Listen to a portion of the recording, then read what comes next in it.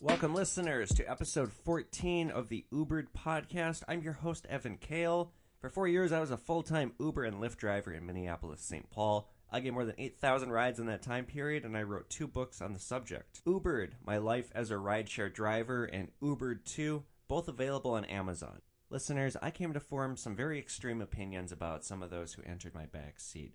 And although most were enjoyable personalities or enjoyable stories, some people I really didn't like, and some people I downright hated. Previously, I had an episode called I Hate You. Well, guess what? I hated so many people that I couldn't possibly fit all those motherfuckers into one episode. So, this is I Hate You Part 2. These are the people where they got in my backseat. They didn't even say anything. And I just thought to myself, I hate you already. But before we get into the people themselves getting into my car, I'm going to talk about 2 aspects I hated just driving on the road, being on the road every day. Number 1 are cyclists. Minneapolis is the most bike-friendly, or one of them, in the country. Everybody here in the summer rides their bike, and there's even people that ride their bike in the winter when it's, like right now, as I'm recording this, it is literally 20 degrees below zero outside right now. We're having this weird Arctic blast. There's a motherfucker I passed the other day on his bike.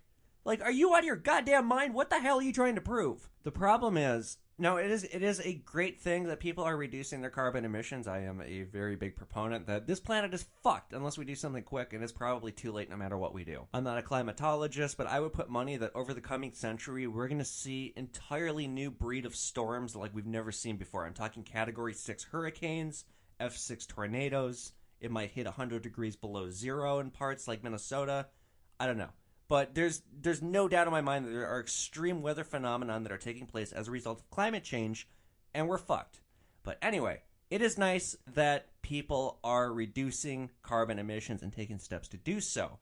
But when you think that you are a car, and you are not a car, and you monopolize the road as if it was built solely for you and the cars are a secondary facet of the road, that's when we enter problem territory. Now, I flip open a flip open a newspaper? What am I, 70? I'll look on the local news, like the Star Tribune. I'll check it out, the website, and it'll say, cyclist hit by car. And it's like, okay, I'm sorry, that's natural selection. I don't feel any sympathy here. You should follow the rules of the road and bike conscientiously if you are going to bike. You should wear a helmet. You should not bike the wrong way down a one-way. You should not weave between lanes. You should stop for stop signs. You shouldn't wear headphones. These are all things that I would see the vast majority of cyclists doing. And it is so selfish that for their own comfort, they're putting their own lives at risk, and if another person takes their life, that other person's going to be punished. So here's the real genesis of my problem with bicyclists. I hit one, and I damn near killed one about 10 years ago. It was a Saturday night. I had just gotten off my college job at Macy's. I had my Z3. It was like a warm night. I had my top down.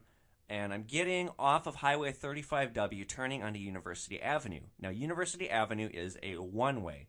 So as I am turning onto University Avenue, I have a green light.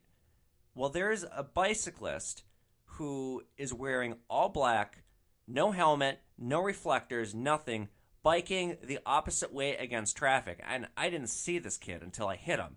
He shattered my windshield. I thought he was going to come spilling over onto my lap. He goes flying like a rag doll, and I'm like, I slam on the brakes, and this happens so fast, and I realize, oh my God, I just hit somebody, and I look, and he's not moving, and it's like, oh my fucking God, I just killed somebody. So I get out of the car, and like a crowd quickly forms, and like, I'm the bad guy here, so someone screams, get away from him, and like the cops quickly show up, and they like scrape this guy off the pavement, and they take him away in an ambulance. Well, I didn't get in any trouble because I didn't do anything wrong there. He was biking against traffic.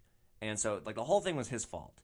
So, as I'm leaving the scene, because, the cop's like, okay, you can go. The one officer, she puts her hand on me. I'll never forget this, because I'm very shaken. She goes, don't worry. This happens all the time. Famous words. So, now I hate all cyclists, and I myself will never own a bicycle. I will never ride a bicycle. Fuck bicyclists, and just driving around as a rideshare driver. I would see so many cyclists that were exhibiting this behavior of this guy that I'm telling you about that I almost killed. And so, like, sometimes like, I would straight up shout at people, like, you are not immune from traffic laws. Stop at the red light. Or take those fucking headphones out, or shit like that. And I noticed whenever I would have an encounter with a reckless cyclist, like, I'd have to slam on my brakes because they would just come flying out of nowhere. They'd always, like, point at me like it was my fault. I would even see drunk cyclists. In fact, I almost ran one over on a Friday night. This isn't even a story that I want to talk about. But, well, I guess I'm talking about it now. There's a cyclist in front of me as I'm taking a passenger from downtown Minneapolis into northeast Minneapolis over, like, the Hennepin Avenue Bridge. And this guy is clearly drunk. He's trying to do some trick shit, weaving back and forth. And he just fucking eats shit and falls. And he's maybe 10, 15 feet in front of me. And I had to slam on my brakes to avoid running him over. I almost ran him over. So then I blared my horn and he goes limping out of the lane.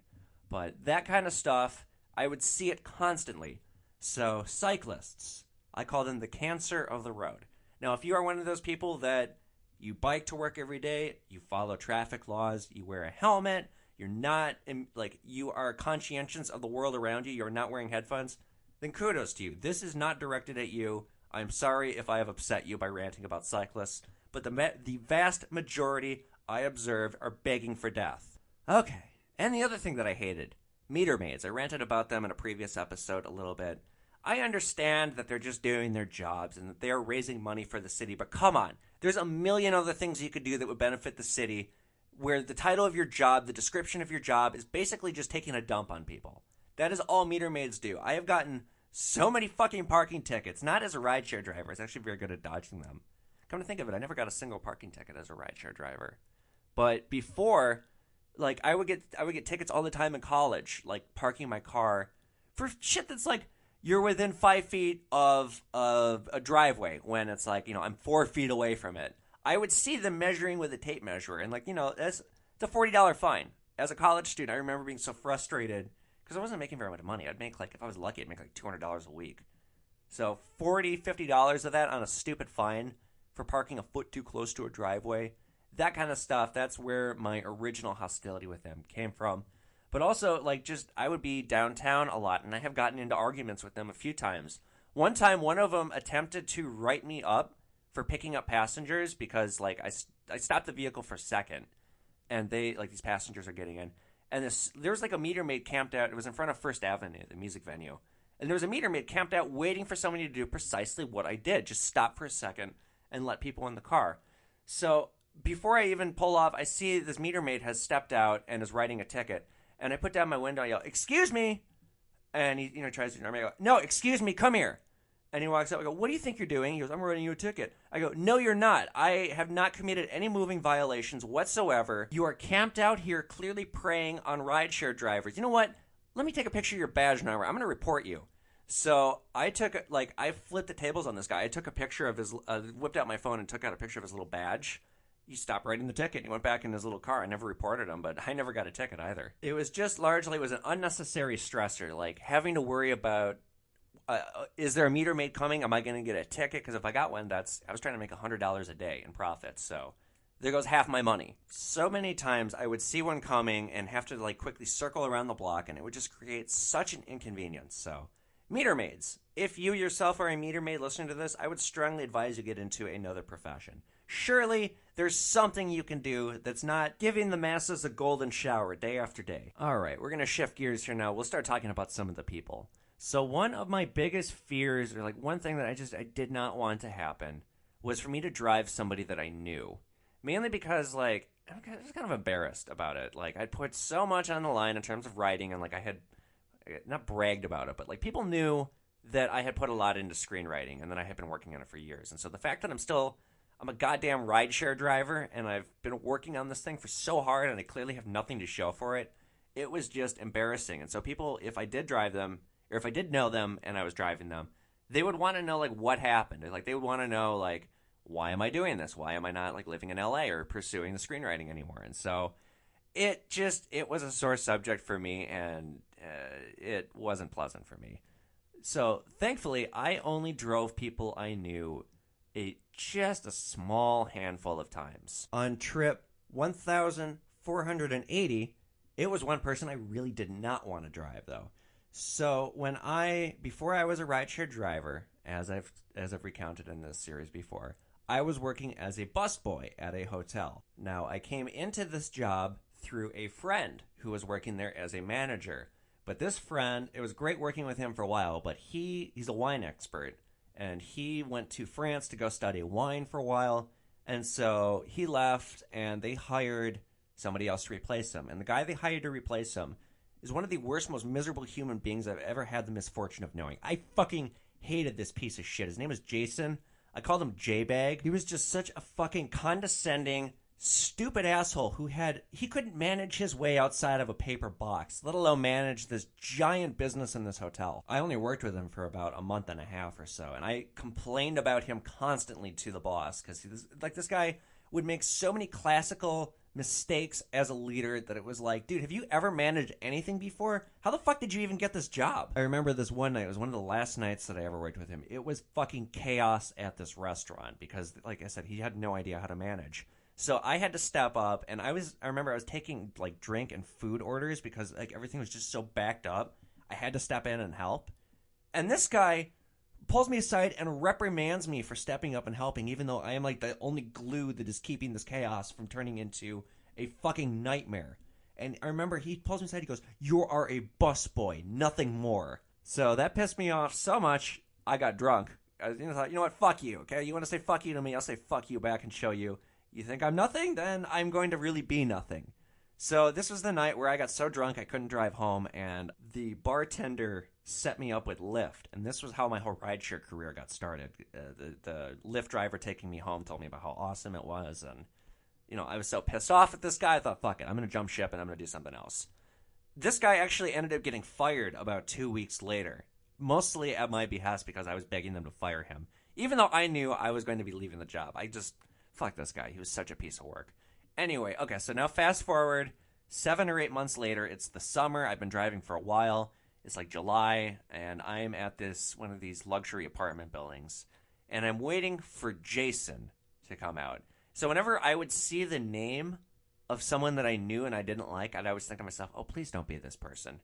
And I noticed this person, Jason, had a terrible score. The only reason I picked it up in the first place was I happened to be parked outside of their building reading a book, waiting for my next ride. So if I was parked outside of a place and I would get a call from like right there, that was kind of a best case scenario because there's 0 dead miles in terms of going to pick up the passenger. So I accepted it, and I'm waiting and the back door opens up and I hear a familiar voice say, "Hey bro, long time no see." Oh my God. And I close my eyes and I think to myself, why? I turn around and I look at him, and sure enough, there in the flesh is this motherfucker I was hoping I would never see again. And he's such an obtuse idiot. He is oblivious to the fact that I hate his guts. And so I'm sitting there looking at him with just murderous rage. And he's like, "So bro, what you been up to? What's going on? Give me the scuttlebutt." And it's like I'm thinking, do I even want to drive you? Should I just kick you out? There's no dead miles. He's only going to downtown. This is 5 minutes. His money's green.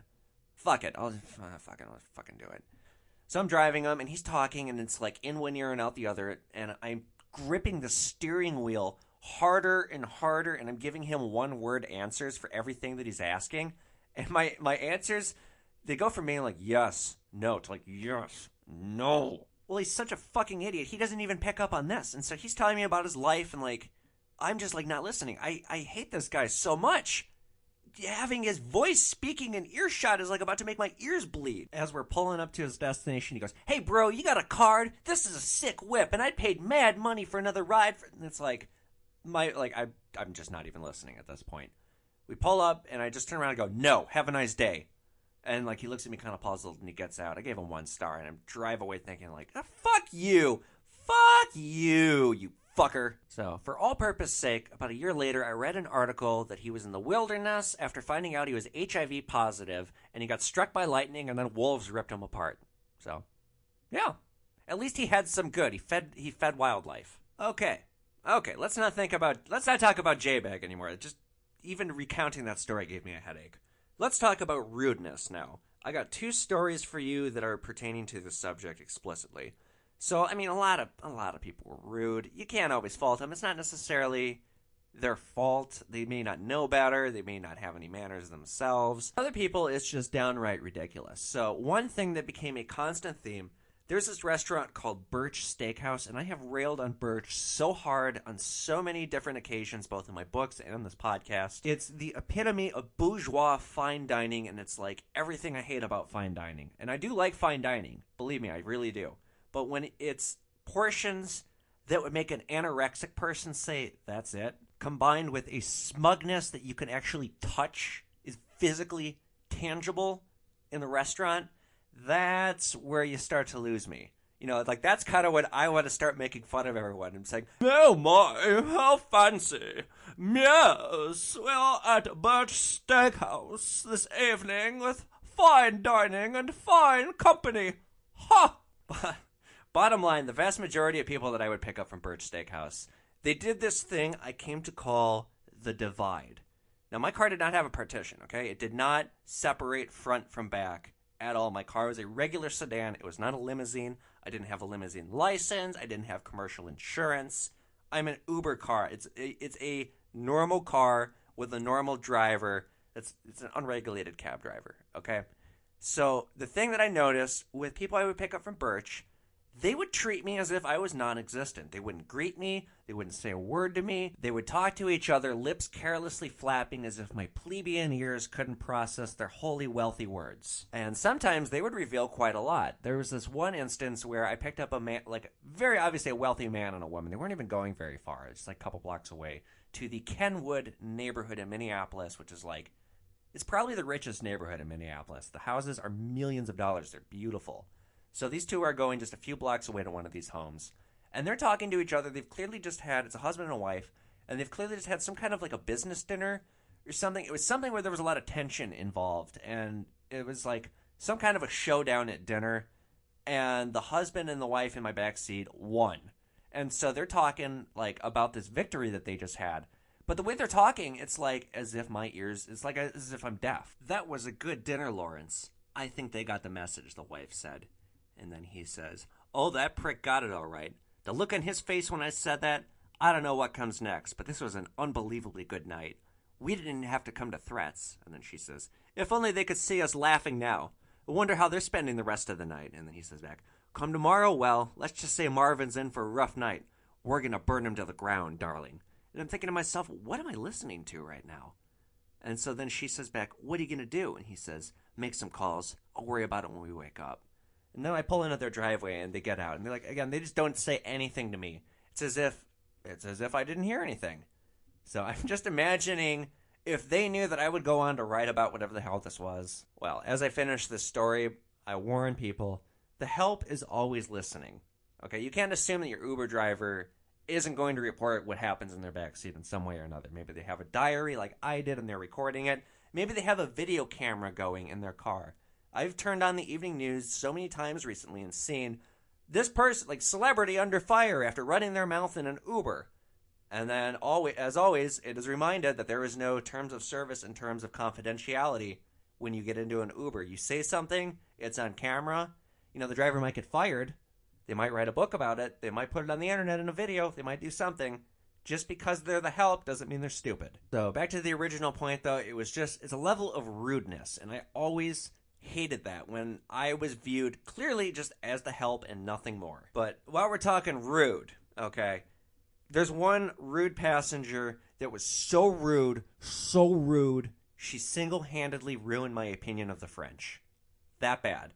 Trip 5,500 is called the Frog. This is in the summer of 2016. It's an airport pickup. It's the middle of the day. It's about 3:34, somewhere around there. So I've talked about the airport a little bit before. The airport was always a nightmare. The only thing that was good about it was the trips were generally long because there's nothing kind of close by to the airport. And when I'm over by the airport, which is in Bloomington, I want to go back to Minneapolis. And so most people coming in to the airport were staying in downtown Minneapolis, particularly business people. So generally, I was pretty eager to pick up people from the airport. The only thing that was a drawback was the ambiguity regarding the pickups. So for the first year I did Uber and Lyft, Uber and Lyft drivers were not allowed to pick up at the airport. There's this weird game that I would have to play where customers could hail an Uber or a Lyft, but because officially they could not get into one, I had to pretend like I knew them. And so I would have them meet me at like more civilian areas, particularly at the drop-off spot instead of the pickup spot because the cops would be watching. And I would get out and I would hug them and like whisper in their ear, like, play along. So finally, after about a year, Uber and Lyft, they got an official space for pickups. But the thing was, the space that they acquired only had about 5 parking spaces, and there were a fuck lot more than 5 drivers at a time. And because it's the airport, you have to park. This is post 9/11. You can't just be driving around. And so to get into this area where you could pick passengers up, you had to pay $8. That $8 was then reimbursed to you every week in your weekly payout. But if you got kicked out of this area, you had to go pay for you had to pay the $8 again. Like if there wasn't a parking spot, you couldn't just linger there. So, $8 out of that ride, that's a lot of money out of the ride if you got to pay for that. And if there was a customer no-show, then you just didn't get reimbursed for that $8. You lost money on this trip. As you can see, there's a lot of flaws with the system. So on this particular day, there's nobody I'm astounded. There's nobody in the parking area. I can just park and wait. The thing was, it was kind of hard to get to this area because I myself rarely travel and rarely fly, or at least back then I did. I couldn't really navigate people, like how to get through the airport to where the rideshare area was. So I'm picking up a passenger named Colette. I arrive, all is well, I'm waiting, I text her that I'm waiting, 5 minutes goes by, I try calling, she doesn't answer, and so then after about 7 minutes, my phone rings, and it is a heavy French accented woman who is quite clearly pissed off. Like, where are you? I'm looking for you, I don't see you. And I'm like, okay, there's a special area, you need to come to me. And she's trying to tell me, no, you need to come to me. I'm at this door here. And I explained to her, I can't. That's not the way the rules work here. I'm not going to get a fine so that you don't have to walk. And she asked me, how do I get there? And I have to confess, I don't know. And I'm thinking, okay, you clearly speak English. You are not helpless. I suggest ask a police officer. They will be happy to help you. She hangs up on me. She doesn't even say goodbye. I look at my phone because I don't hear anything, and I see this bitch has hung up on me. So I'm thinking, okay, that was kind of rude. All right. Well, a few more minutes go by, and she calls again, and she's even more flustered. And I say, look, take your time, okay? I'm not going anywhere. I am going to be your ride, and in particular, I'm not going anywhere because I don't want to burn $8 on this. Even if I cancel on you, I'm still going to lose the $8, and this will be a negative trip. So take your time. I'm not going anywhere. Well, she's all huffy, and then she hangs up on me again.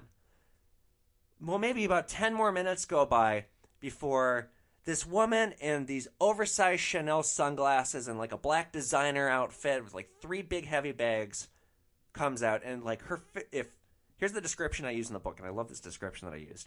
If Crayola crayons had a new shade called Inconvenienced, her face would have been scribbled in it. She comes marching over to me, and I'm very friendly to her, and I apologize, and I explain how inconvenient it is, and she just, drops the bags on my feet, gets in the car, slams the door, not a word to me. So I'm thinking, okay, this lady's a bitch, whatever. And then I start the trip. I had not been charging her for the time, and I even showed her this, just as a gesture of good faith. It didn't even register with her. So I load up her bags, and we're driving away, and she's going to downtown Minneapolis. And she goes, it's hot back here. Turn the air conditioning on. Okay. Have you ever been here before, I asked? No, she says.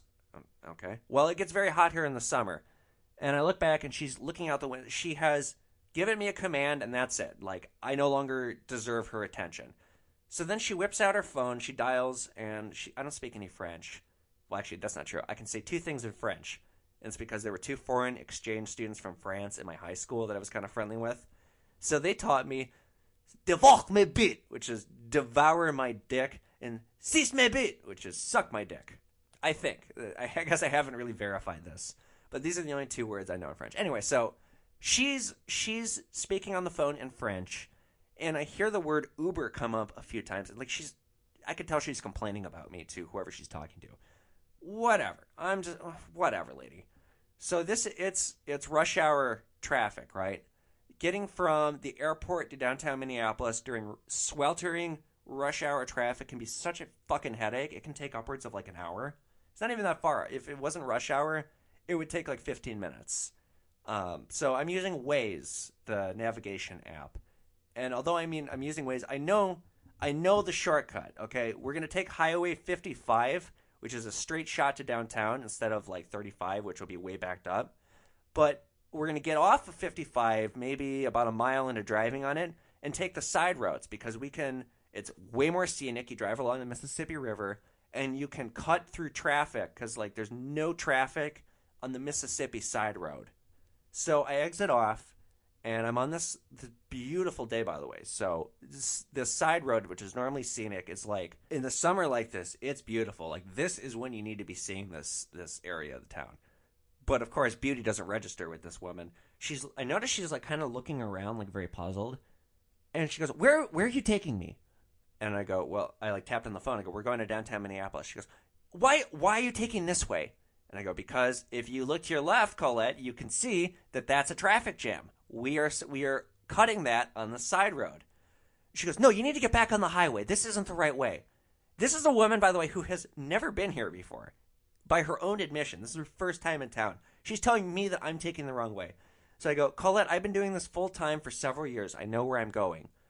And she takes out her phone again. She just like, this clearly pisses her off, and she just takes out her phone again and dials, and just starts talking in French to someone. And I hear Uber, Uber, Uber. She's complaining about me, and I'm like, I'm saving you money. I'm saving you time. We're taking a beautiful route. What the fuck is wrong with you? So to appease her, I get back onto the highway, and then she starts complaining about the traffic jam. And it's like, Jesus fucking Christ, lady, are you kidding me? So finally, when we get to downtown Minneapolis, she's still complaining about the traffic jam, and she's like, "Where are your shortcuts?" And I go, "It's downtown Minneapolis at 4:30 on a weekday. Okay, you're damned if you do, damned if you don't, no matter where you're going." Well, I take her she's staying in this like condo area. It's a very rich area in downtown Minneapolis. And she's just been so fucking rude to me this whole time and so bitter to me. And I have been nothing but warm and kind and done everything in my power to make this the best ride possible. So we get to her destination, and I go to unload the bags for her. Like, I go to my trunk, I get the bags, and I put them at her feet. And she just grabs the bags, walks past me, and goes into the house. She doesn't close the door. She, like, just storms past me as just, like, the biggest, like, fuck you she can give me. And I'm just so bewildered as to how this woman could be so fantastically rude to me. So I just yell, "Claudette, six me bit, divorce me bit!" And I jump in my car, and I burn rubber in this driveway, and I tear out. So, okay, admittedly, maybe the last leg of our interaction had merited that hostility. But up until then, come on, this woman was so rude, she single-handedly lowered my opinion of the French. But I would say, in general, probably the best way to piss me off as a rideshare driver was just to be rude to me. So we'll talk about something next that I hadn't thought about this in a long time until I was looking over the notes for this episode, and I came across this story. And even just looking at it right now, it's causing me to wince with annoyance a little bit. So here's the story. This happened right when I first started driving. It was one of my first trips. I pick up these two guys in northeast Minneapolis. They're in their late 20s. One's black, one's white, and they're just like cool guys. We listen to hip hop. We're talking about music. It was kind of a welcome reprieve in the day when I had been driving. I had been driving during the day. On this day, it's probably 7 or 8 p.m. when I picked them up. So it's day clientele turning to night clientele, and I'm enjoying the conversation. And the white guy, who was the one buying the ride, he looked like he'd been thrown off a Vanilla Ice video. Like he just looked ridiculous. So he gets out first, and then he has me take his friend home, and it's on his account, so it's all paid for. And as I'm driving the other one home, the other one's telling me about his dad, and his dad works in the music business and makes a lot of money. Now, I had been doing music videos myself with some local rappers, and I was starting to build quite a portfolio at this time. My angle was I wrote the screenplays for the videos, or I wrote the stories. In fact, if you go on YouTube right now, if you go on my YouTube channel, you can see some of the stuff I made. My favorite one, it's a video called Number One Hustler, and it's by OG Grip. He's a Minnesota rapper. Okay, anyway. So I'm telling this guy in my backseat, the guy's name is Keys. Telling Keys about my music videos and stuff, and I give him a Stone Arch Entertainment business card, which I kept in the center console. Stone Arch Entertainment is my production company. Well, as Keys is getting out, he says that he'll be looking up my stuff and he'll hit me up because he, like his father, is a music producer, and I don't know, it seems like it's going to be a good match, or like it was wise of me to give him my business card. Well, the next day, kind of late in the night, Keys hits me up. He just asks, "You up?" It's a text message. And I text him back, "Yeah, did you look up my stuff?" And he texts me back, "Yeah, pretty good. Are you down to give me a ride?" So I think, okay, fuck. Well, he doesn't want any business, but he wants to pay me to give him a ride, and we negotiate a fee of $20. So I pick him up at his house in St. Louis Park. This was when I was living in Edina. I take him to the University of Minnesota, and as I'm driving back, he texts me again. He wants a ride home. And it's like, dude, I'm already driving back. Like, why can't you just call an Uber? Okay, fine. Well, I turn around, I go and I pick him up. He pays me another $20. So I've given him a ride to the U of M and back for $40. That's like Uber at 1.8 times the rate. Okay, it's pretty profitable. Well, the next day, he texts me again, and he wants a ride again. And so I basically become an unlicensed cab for this guy. And at first, it seems great. He texts, I go pick him up. He doesn't live that far. He lives like 4 miles from me. But his rides are generally in the city. They're pretty close, and he always pays me $20. But the problem is, this guy's a fucking airhead. He will text me all hours of the day. So there's where I first started to get annoyed with this. I had been out driving. I had gotten home at 12:30. It was like a Wednesday night. So it's very late, and I'm cooking a dinner for myself. And so I'm midway through cooking, and he texts, and he wants a ride. And it's like I had never refused him. So I drop what I'm doing. I'm in the middle of cooking. I drop what I'm doing. I go, and I pick him up. And then as I'm driving back again, he wants a ride again. And he's like, his communication skills suck. Or in other events, he'll text me, and he'll want a ride. And then he won't respond to me for 3 hours. And then he'll suddenly be like, "Where the hell are you?" He might want a ride in 3 minutes. He might want to ride in 5 hours. It's like I'm supposed to clear my entire schedule for him. And then he figures out that by calling me at bar close, he can save himself some money, because paying me $20 is a hell of a lot cheaper than catching an Uber or a Lyft at bar close, because that'll be double the price. So my most profitable time block of the entire week, this guy's chewing up for a discount ride. But it gets worse. He starts giving out my phone number to other people, and I'm starting to not like him by this point, but these people that he gave my phone number to, I only drove each of them a handful of times, and I could not stand them. They were all so rude, or just so, they had no concept of what was going through in my end, or they would get stingy with me about the price. There was this one girl that he gave my number to named Savannah. She went by Savvy, and on my first ride with her, I go, "So, what do you do?" She goes, "I'm trying to be famous." I go, "Oh, that's cool. I'm trying to get into screenwriting." Kind of thinking she means she's trying to get into entertainment. And so I go, "So what can you do? Can you sing?" "No." "Can you act?" "No." "Can you write?" "No." "Can you draw?" "No." "Then how do you expect to be famous?" And she looks at me like, "Oh yeah, you're bound for the stars, all right." She was my version of a stuck-up bitch. So that pissed me off. But the straw, interestingly, that broke the camel's back with him, with Keys and every single one of his contacts who I ended up blocking, I just blocked their phone numbers. Keys would do this thing where he would, and it spoke volumes to me. He'd eat a piece of gum, but he'd throw the wrapper on the floor.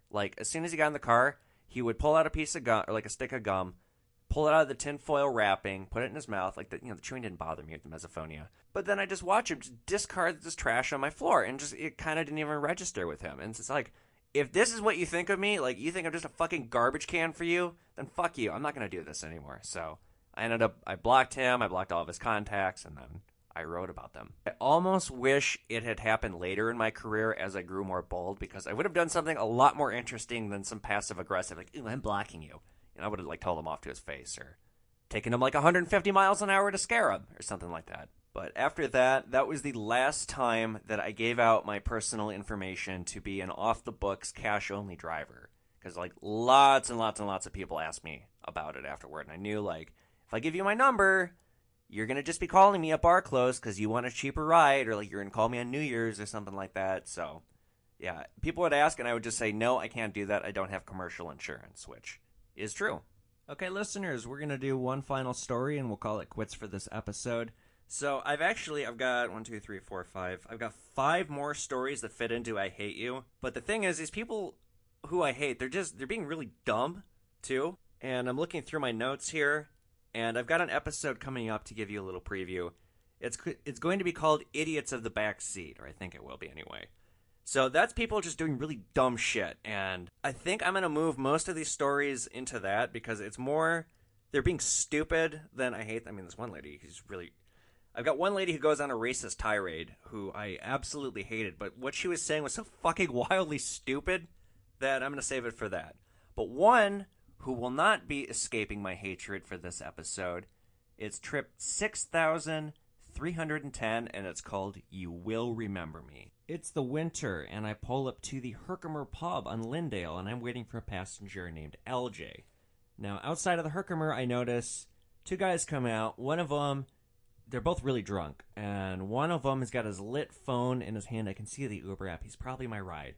So he looks at me, and he, points to his friend and, points to me, indicating to his friend, oh, hey, there's my ride. But then instead of getting in the car, he reaches into his pocket, and he fishes out a cigarette, lights it up, and just starts smoking a cigarette. So it's okay.